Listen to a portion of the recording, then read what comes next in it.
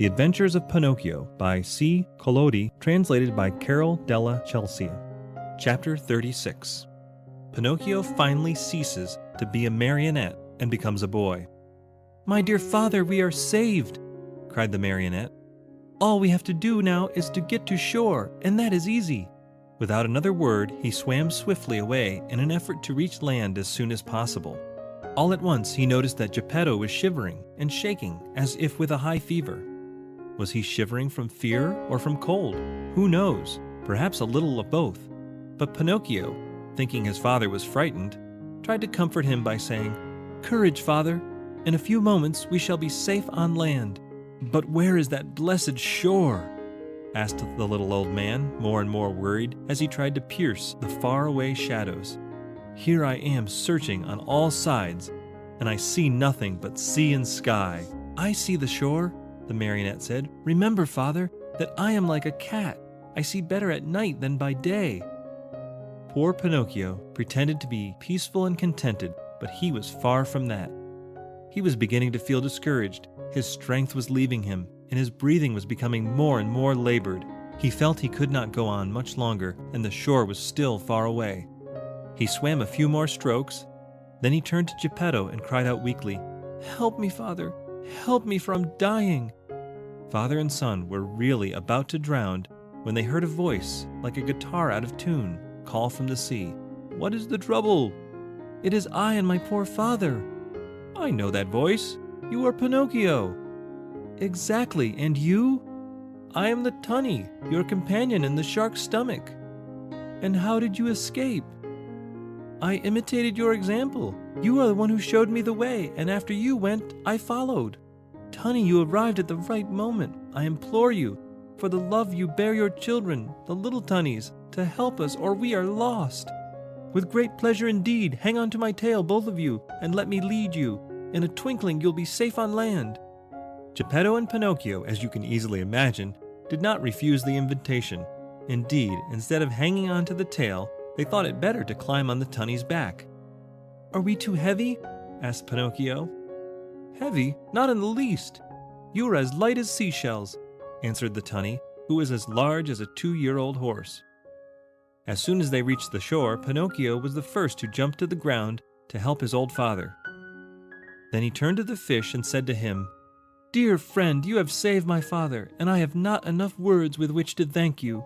Allow me to embrace you as a sign of my eternal gratitude." The tunny stuck his nose out of the water, and Pinocchio knelt on the sand and kissed him most affectionately on his cheek. At this warm greeting, the poor tunny, who was not used to such tenderness, wept like a child. He felt so embarrassed and ashamed that he turned quickly, plunged into the sea, and disappeared. In the meantime, day had dawned. Pinocchio offered his arm to Geppetto, who was so weak he could hardly stand, and said to him, "Lean on my arm, dear father, and let us go. We will walk very, very slowly, and if we feel tired, we can rest by the wayside." "And where are we going?" asked Geppetto. "To look for a house or a hut, where they will be kind enough to give us a bite of bread and a bit of straw to sleep on." They had not taken 100 steps when they saw 2 rough-looking individuals sitting on a stone begging for alms. It was the fox and the cat, but one could hardly recognize them. They looked so miserable. The cat, after pretending to be blind for so many years, had really lost sight of both eyes. The fox, old, thin, and almost hairless, had even lost his tail. That sly thief had fallen into deepest poverty, and one day he had been forced to sell his beautiful tail for a bite to eat. "Oh, Pinocchio," he cried in a tearful voice, "give us some alms, we beg of you. We are old, tired, and sick." "Sick?" repeated the cat. "Addio, false friends," answered the marionette. "You cheated me once, but you will never catch me again. Believe us. Today we are truly poor and starving." "Starving," repeated the cat. "If you are poor, you deserve it. Remember the old proverb which says, 'Stolen money never bears fruit.' Addio, false friends. Have mercy on us, on us. Addio, false friends. Remember the old proverb which says, 'Bad wheat always makes poor bread.' Do not abandon us, abandon us," repeated the cat. Addio, false friends. Remember the old proverb, whoever steals his neighbor's shirt usually dies without his own. Waving goodbye to them, Pinocchio and Geppetto calmly went on their way. A few more steps they saw at the end of a long road near a clump of trees a tiny cottage built of straw. Someone must live in that hut, said Pinocchio. Let us see for ourselves. They went and knocked on the door. Who is it? Said a little voice from within. A poor father and a poorer son, without food and no roof to cover them, answered the marionette. Turn the key and the door will open, said the same little voice. Pinocchio turned the key and the door opened. As soon as they went in, they looked here and there and everywhere, but saw no one. Oh ho, where is the owner of the hut? Cried Pinocchio, very much surprised. Here I am, up here.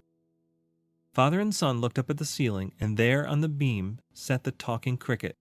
Oh, my dear cricket, said Pinocchio, bowing politely. Oh, now you can call me your dear cricket. But do you remember when you threw your hammer to kill me? You are right, dear cricket. Throw a hammer at me now, I deserve it. But spare my poor old father. I am going to spare both the father and the son.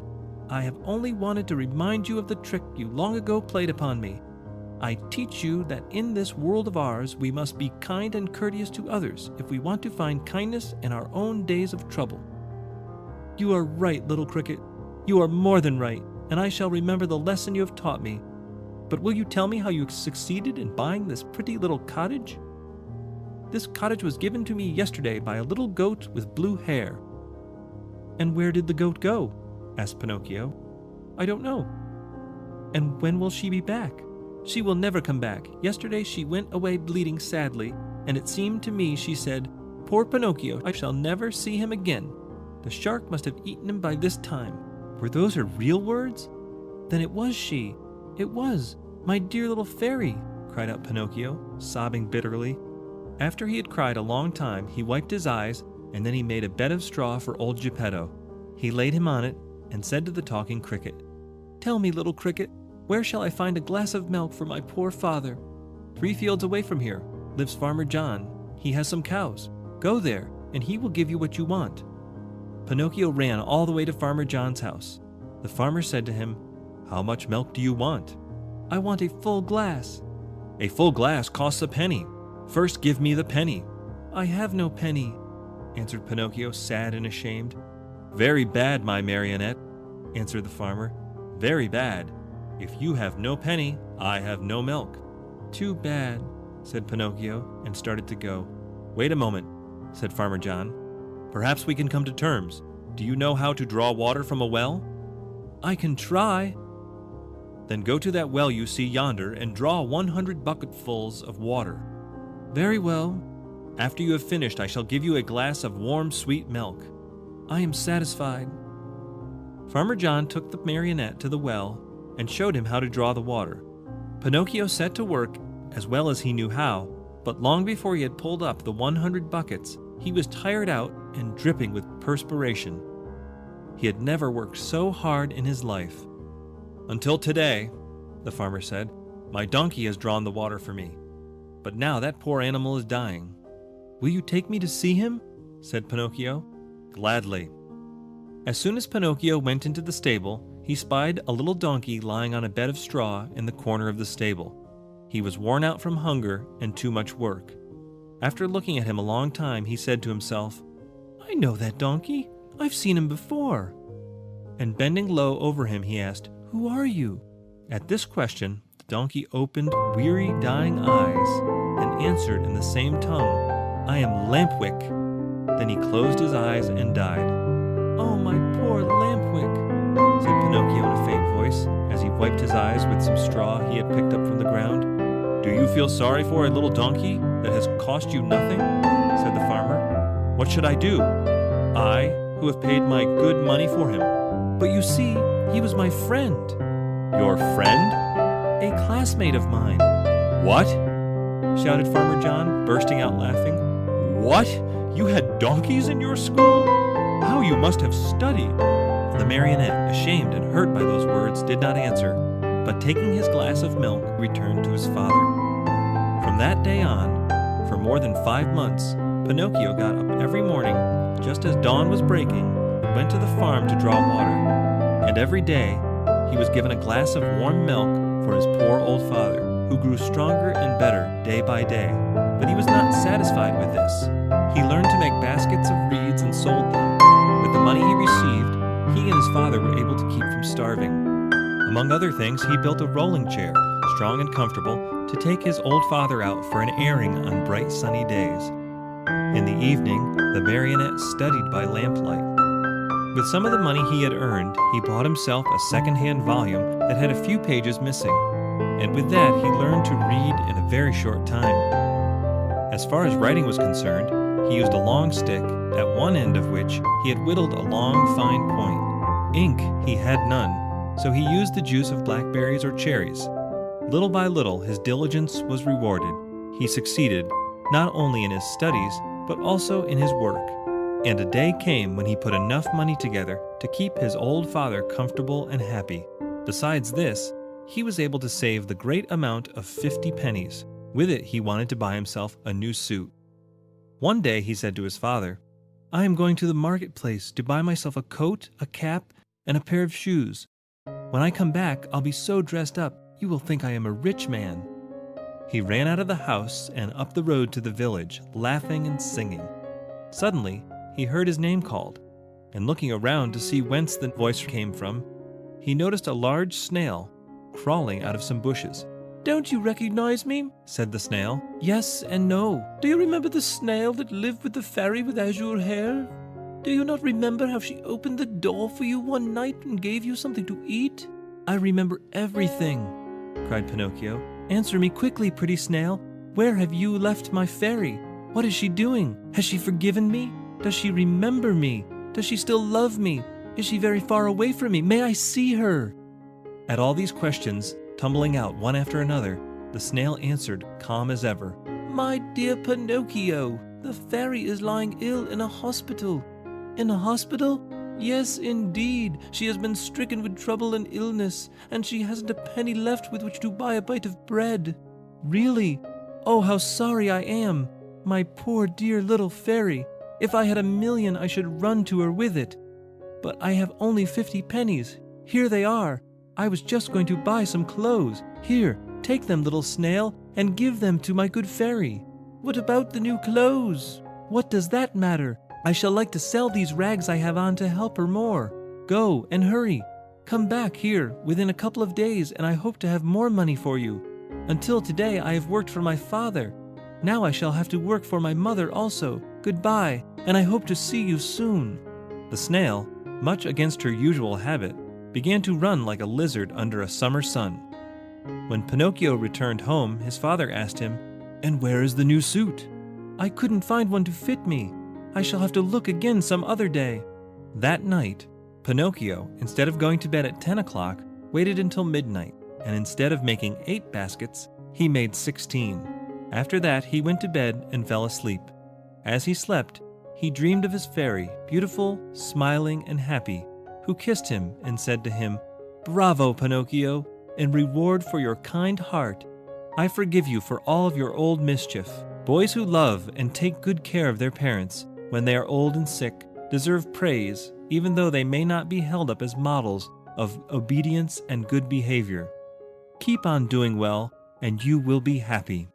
At that very moment, Pinocchio awoke and opened wide his eyes. What was his surprise and his joy when, on looking himself over, he saw that he was no longer a marionette, but that he had become a real live boy. He looked all about him, and instead of the usual walls of straw, he found himself in a beautifully furnished little room, the prettiest he had ever seen. In a twinkling, he jumped down from his bed to look at the chair standing near. There, he found a new suit, a new hat, and a pair of shoes. As soon as he was dressed, he put his hands in his pockets and pulled out a little leather purse on which were written the following words: "The fairy with azure hair returns 50 pennies for her dear Pinocchio, with many thanks for his kind heart." The marionette opened the purse to find the money, and behold, there were 50 gold coins. Pinocchio ran to the mirror. He hardly recognized himself. The bright face of a tall boy looked at him with wide-awake blue eyes, dark brown hair, and happy, smiling lips. Surrounded by so much splendor, the marionette hardly knew what he was doing. He rubbed his eyes 2 or 3 times, wondering if he were still asleep or awake, and decided he must be awake. "And where is Father?" he cried suddenly. He ran into the next room, and there stood Geppetto, grown years younger overnight, spick and span in his new clothes and gay as a lark in the morning. He was once more Mastro Geppetto, the woodcarver, hard at work on a lovely picture frame, decorating it with flowers and leaves and heads of animals. "Father, Father, what has happened? Tell me if you can," cried Pinocchio as he ran and jumped on his father's neck. "This sudden change in our house is all your doing, my dear Pinocchio," answered Geppetto. "What have I to do with it? Just this: when bad boys become good and kind, they have the power of making their homes gay and new with happiness. I wonder where the old Pinocchio of wood has hidden himself." "There he is," answered Geppetto, and he pointed to a large marionette leaning against a chair, head turned to one side, arms hanging limp, and legs twisted under him. After a long, long look, Pinocchio said to himself with great content, "How ridiculous I was as a marionette, and how happy I am now that I have become a real boy." End of chapter 36. End of the Adventures of Pinocchio.